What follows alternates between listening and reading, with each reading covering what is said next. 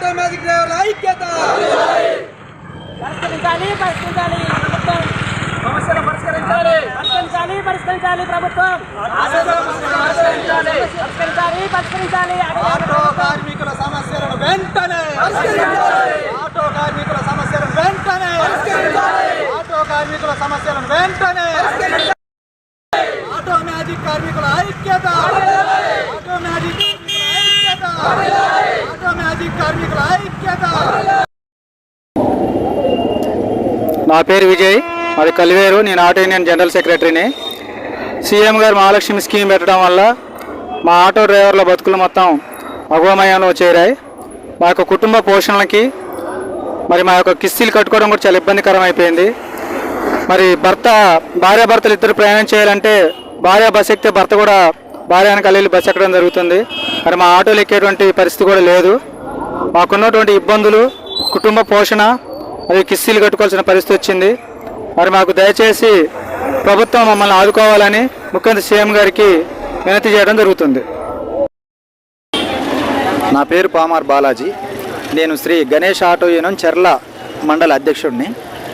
నూతనంగా ఏర్పడినటువంటి రాష్ట్ర ప్రభుత్వం మహిళలకు ఉచిత బస్ సౌకర్యం కల్పించడం వల్ల అనేక మంది ఆటో డ్రైవర్లు రోడ్డున పడే పరిస్థితి ఉంది. ఇంతకుముందు ఆ మహిళలకి ఉచిత ప్రయాణ సౌకర్యం కల్పించినప్పుడే ఆటో కార్మికులు సర్వీస్ చేసి ఫైనాన్సులు కట్టలేని దుస్థితి. ఇప్పుడు రోజువారీ ఫైనాన్సులు, నెలవారీ ఫైనాన్సులు ఈ సర్వీసులు లేని విధంగా ఉండటం వల్ల అనేక మంది రోడ్డు పాలయ్యి బండ్లు మొత్తం కూడా ఫైనాన్సులు లాక్కపోయే పరిస్థితి ఉంది. ఆ విధంగా జరిగితే ఒక్కొక్క ఆటో కార్మికుడికి లక్షన్నర నష్టం వాటిల్లే విధంగా ఉంది. కావున తక్షణమే రాష్ట్ర ప్రభుత్వం స్పందించి ఆటో కార్మికులకు తగు న్యాయం చేయాలని కోరుతున్నాం. నేను చెర్ల మండలం ఆర్కోతోడ గ్రామం నుంచి మాట్లాడుతున్నానండి. నా పేరు బాబు.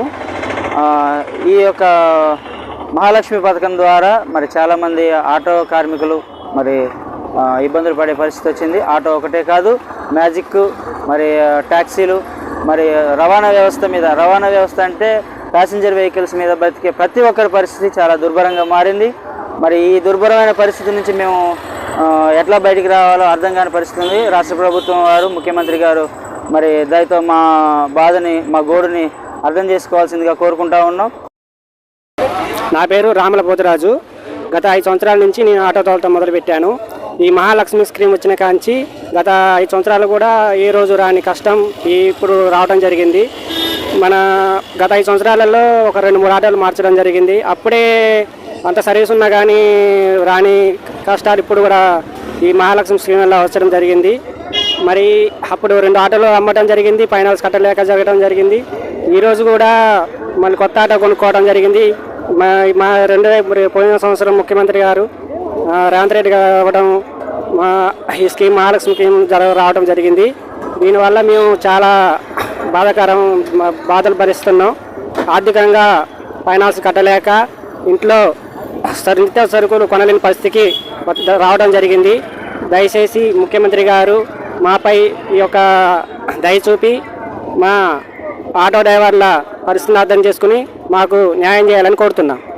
ముఖ్యమంత్రి గారు మా రేవంత్ రెడ్డి అన్న గారికి నేను తెలియదు ఏమనగా, ఈ యొక్క ఆటోలు ఏదైతే మీరు మహాలక్ష్మి పథకం కింద ఎప్పుడైతే బస్సులు పెట్టారో అప్పటి నుంచి ఆటోలు ఎక్కడే మర్చిపోయారు.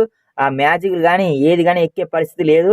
దయచేసి మీరు మా యొక్క ఆటో కార్మికులకి మాకు న్యాయం చేయగలరని దయచేసి మా యొక్క విజ్ఞప్తి. ఇంకో విషయం చెప్పేది ఏంటంటే, మేము ఆటో వల్ల ఈ సందైనా బొందైనా పోగలుగుతాం. ఈ ఆటోలు బస్సులు అయితే పోవు కదా.